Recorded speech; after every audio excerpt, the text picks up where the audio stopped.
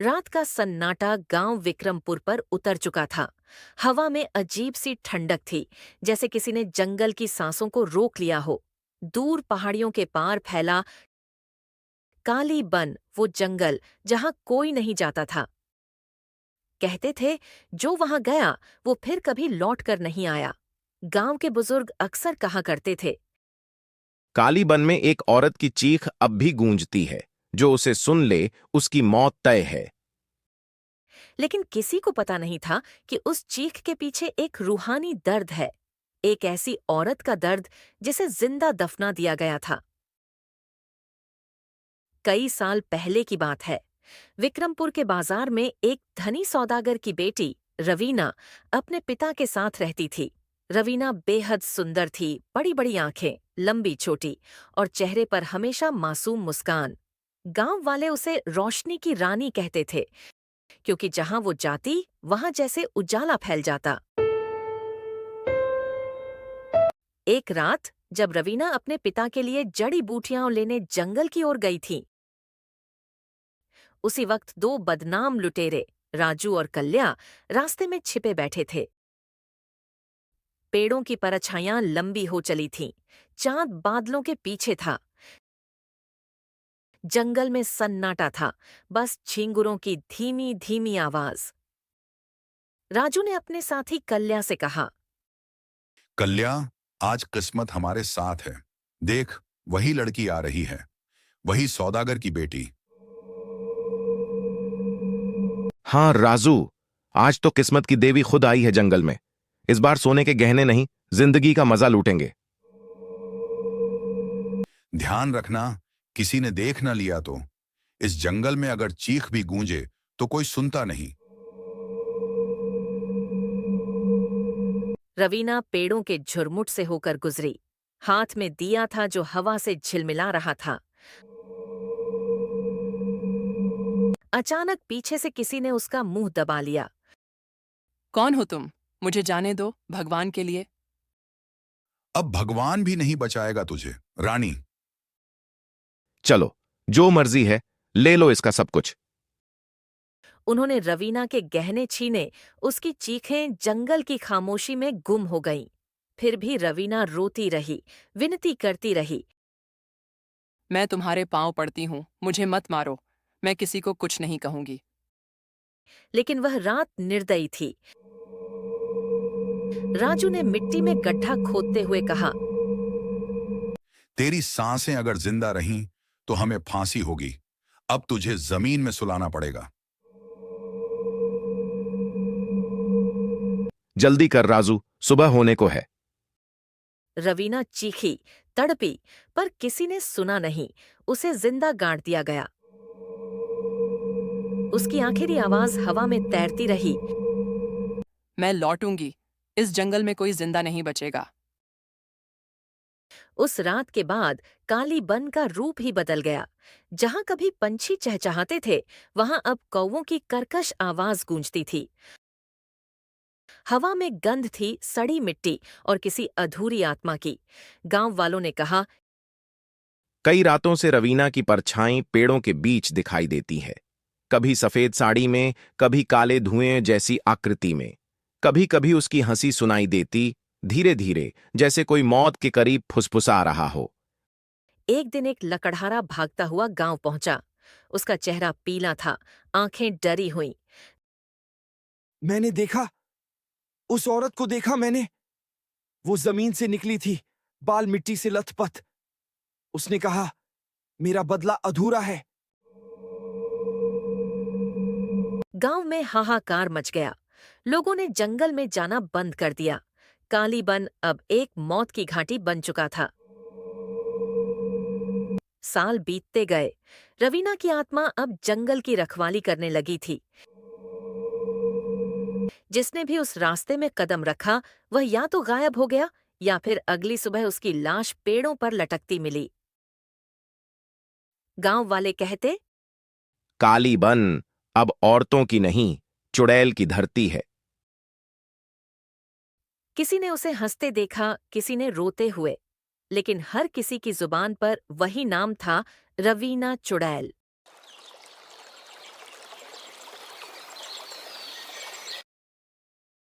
कई साल बाद वही दोनों लुटेरे राजू और कल्या बूढ़े हो चुके थे।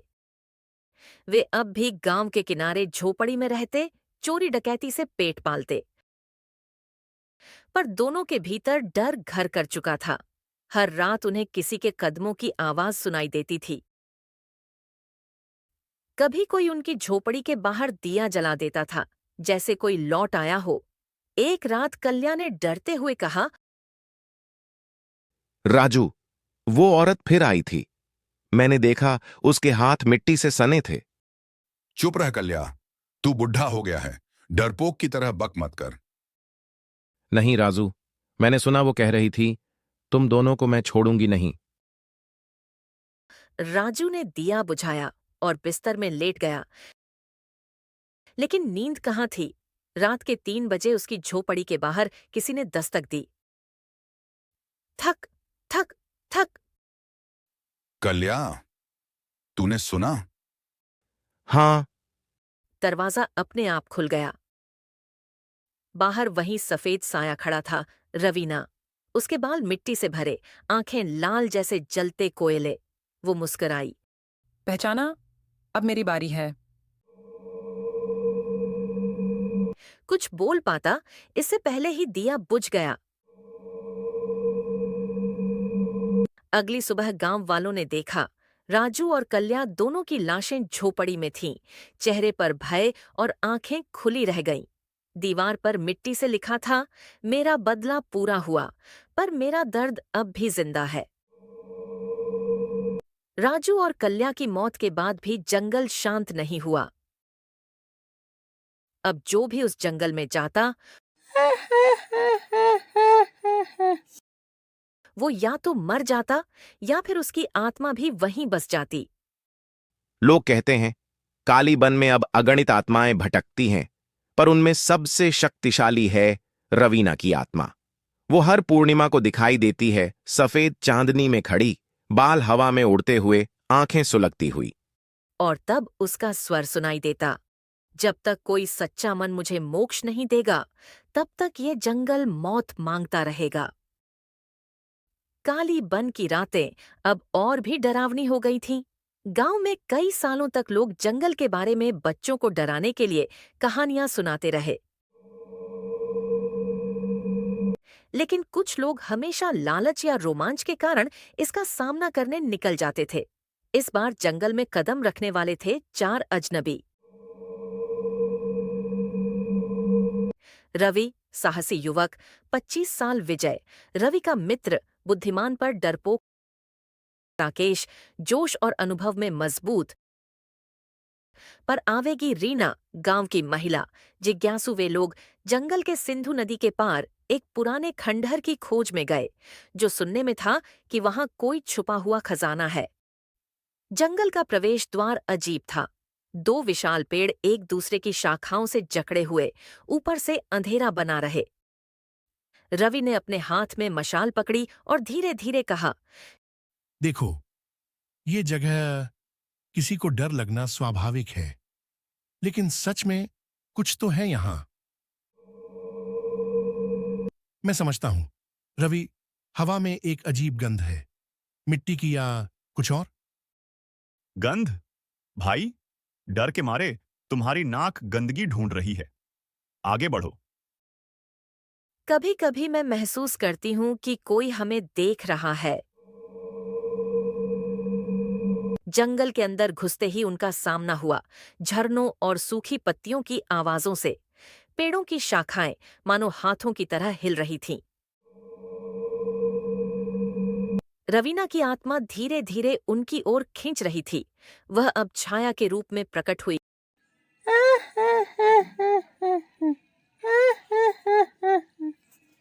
लंबी सफेद साड़ी में, बाल हवा में उड़ते हुए। रवि सबसे आगे चल रहा था। मशाल की रोशनी में उसने कुछ चमक देखा, जैसे जमीन में कोई आंखें हों। उसने झुका और हाथ बढ़ाया, तभी एक सर्द हवा का झोंका आया। ये क्या है?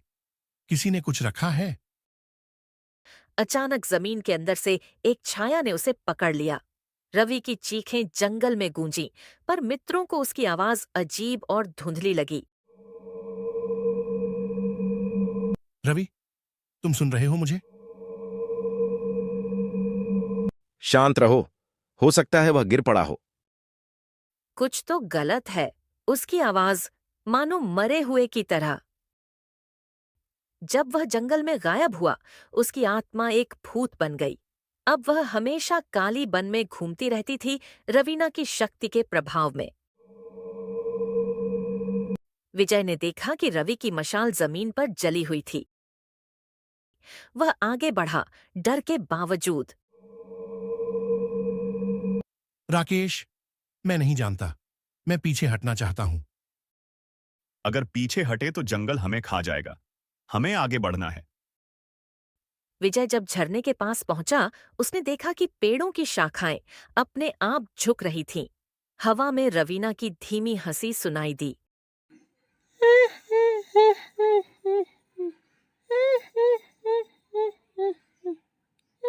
कोई है या मैं पागल हो रहा हूं? हवा अचानक तेज हुई। विजय को ऐसा लगा कि कोई उसके पैरों में लटकी हुई है और वह जमीन पर गिर पड़ा। उसकी आंखें खुली थीं, पर वह अब काली बन का हिस्सा बन चुका था। रवीना की छाया ने अपना प्रभाव दिखाया। जंगल अब उसकी शक्ति में था। राकेश ने दोनों की गायबता देखी और गुस्से में चिल्लाया, ये क्या हो रहा है? ये जंगल हमें खाने की कोशिश कर रहा है। वह आगे बढ़ा, तलाशी लेने, लेकिन जंगल में हर पेड़ जैसे जीवित हो गया हो। शाखाएं उसके हाथ पकड़ रही थीं, पत्तियां उसके चेहरे पर मार रही थीं। कौन है? बाहर आओ।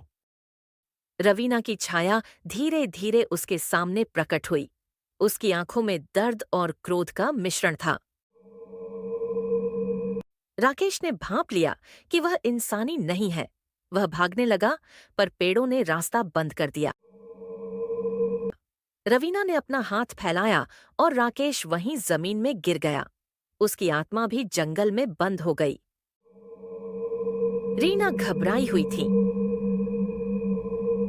रीना आगे बढ़ी, मदद के लिए चिल्लाते हुए, रवीना, अगर तुम इंसान हो, हमसे बात करो। रवीना की आवाज हवा में गूंजी। तुमने उन्हें नहीं देखा, तुम भी समझ जाओगी। रीना ने देखा कि पेड़ों की शाखाएं उसे घेर रही हैं। चिल्लाने के बावजूद वह बाहर नहीं निकल पाई। रवीना ने अपनी शक्ति से उसे जंगल की मिट्टी में दबा दिया। जंगल अब 5 आत्माओं से भरा हुआ था। रवीना की शक्ति ने उन्हें काली बन का हिस्सा बना दिया। पेड़, झरने और पत्तियां सब जीवंत लग रहे थे। अब तुम्हारा सबक सिखाया गया। जो भी इस जंगल में आया, वो मेरी सत्ता को देखे बिना नहीं जाएगा। गांव वालों ने बाद में देखा कि उन 5 लोगों के परिवार बिल्कुल टूट गए। काली बन अब और भी डरावना बन चुका था और हर पूर्णिमा की रात जंगल से चीखें सुनाई देती, रवीना की आवाज और उनका शाप एक साथ। गांव वालों ने काली बन के किनारे चेतावनी लिख दी, कोई भी इस जंगल में न जाए, अन्यथा उसका अंत भी यही होगा। लेकिन शहर से आने वाले साहसी युवक हमेशा लालच और रोमांच में जंगल में प्रवेश करते, और हर बार जंगल ने उन्हें रवीना की शक्ति का अनुभव कराया। जंगल में कदम रखने वालों के लिए चेतावनी, रवीना अभी भी इंतजार कर रही है। जो उसका सामना करेगा वो लौटकर नहीं आएगा या फिर उसकी आत्मा बन जाएगा। काली बन अब गांव वालों के लिए डर और रहस्य का प्रतीक बन चुका था। 5 अजनबियों की मौत और जंगल की अजीब घटनाओं के बाद गांव में डर का माहौल छा गया। लेकिन 2 युवकों, वीर और राघव, को इस रहस्य को सुलझाना था। वीर और राघव बचपन के दोस्त थे। वे दोनों साहसी थे और हमेशा अन्याय का सामना करते आए थे। गांव वालों ने उन्हें बताया, काली बन में रवीना की आत्मा भटक रही है। जो भी जंगल में गया वो लौट कर नहीं आया।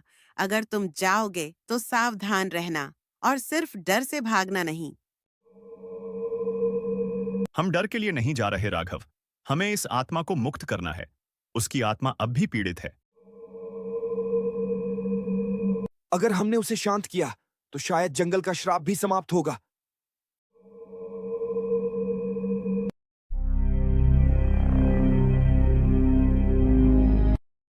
वीर और राघव मशाल लेकर जंगल में प्रवेश करते हैं। हवा ठंडी और सन्नाटा गहरा था। पेड़ों की शाखाएं जैसे हाथों की तरह हिल रही थीं। देखो राघव, यहाँ हर चीज जीवित लग रही है। हाँ, ये वही जगह है जहां 5 लोग मरे थे। मुझे लगता है रवीना की आत्मा किसी वस्तु से बंधी हुई है। झरनों की आवाज सुनाई दी और दूर से हंसी गूंज उठी। तुमने उन्हें देखा, तुम भी मेरी शक्ति समझोगे। वीर और राघव ने अपने मन को संयमित किया। वे जानते थे कि डर में कदम पीछे हटाना अत्यंत खतरनाक होगा। वे जंगल के बीचों बीच पहुंचे और वहां सफेद साड़ी में रवीना की छाया दिखाई दी। उसकी आंखें लाल और जलती हुई थीं। तुम कौन हो जो मेरी आंखों में आंखें डालते हो? हम तुम्हें चोट नहीं पहुंचाने आए हैं। हम तुम्हारी मुक्ति चाहते हैं। जो लोग तुम्हारे साथ अन्याय कर चुके थे, उनका बदला पूरा हुआ। अब तुम्हारा दर्द समाप्त होना चाहिए। कौन कहता है कि मेरा दर्द खत्म हुआ? मैंने उन्हें मार दिया, पर उन सभी की मौत मेरे हाथों में नहीं थी।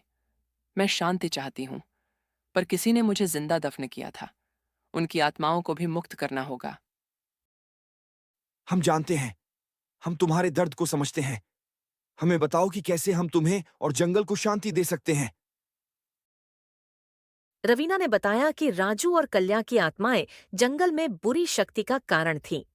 जब वे मारे गए, उनकी आत्माएं बुरी ऊर्जा बन गई, जो रवीना के क्रोध को लगातार बढ़ा रही थी। तुम्हें उन्हें खोजना होगा। उनके अवशेष जंगल के उत्तर की गुफा में हैं। जो भी उनका सामना करेगा, उसकी हिम्मत और नीयत साफ होनी चाहिए। वीर और राघव ने अपने आप में शक्ति जुटाई। वे गुफा की ओर बढ़े, जहां राजू और कल्या के अवशेष रखे थे। गुफा के अंदर भयानक दृश्य था। अंधेरा, चीखें और अवशेषों के पास एक अजीब नीली रोशनी। यहाँ कुछ तो गलत है, पर डरना नहीं। बस एक एक कदम सावधानी से। हम उन्हें मुक्ति देंगे। गुफा में उन्होंने राजू और कल्या की आत्माओं को देखा। दोनों ने डरावनी मुस्कान दिखाई। कौन यहां आया? जंगल हमारा है। तुम उन्हें लौटाने आए हो। यह आसान नहीं होगा। वीर, हम तुम्हें मारने नहीं आए, बल्कि शांति देने आए हैं। अब तुम्हें अपने कर्मों का परिणाम भुगतना होगा और रवीना की आत्मा को मुक्त करना होगा। राघव ने अवशेषों को एक छोटे जादुई मंत्र से बंधा। जंगल में एक हल्की चमक फैल गई और राजू कल्या की आत्माएं धीरे धीरे शांत हुईं। अब मैं मुक्त हूं। धन्यवाद वीर और राघव। मैं अपने पीड़ितों के पास जा रही हूं और जंगल को शांति मिलेगी। जैसे ही रवीना ने अपनी आत्मा को मुक्त किया, जंगल बदल गया। पेड़ अब शांत थे। झरने की आवाज मधुर हो गई। अंधेरा हल्का और नीला हो गया। देखो राघव, अब यहाँ डर नहीं है। जंगल शांत और सुरक्षित लग रहा है। हाँ, अब रवीना की आत्मा शांति में है। उसकी शक्ति अब केवल संरक्षक की तरह है, न कि क्रोधित। गांव के लोग जब अगली सुबह जंगल के पास गए, उन्होंने देखा कि कालीबन अब डरावना नहीं रहा और 5 मृतक आत्माओं की कहानियां भी गांव में सकारात्मक ऊर्जा में बदल गई थीं। जो जंगल में कदम रखता है, उसे सतर्क रहना चाहिए। लालच और डर से काम न लेना चाहिए।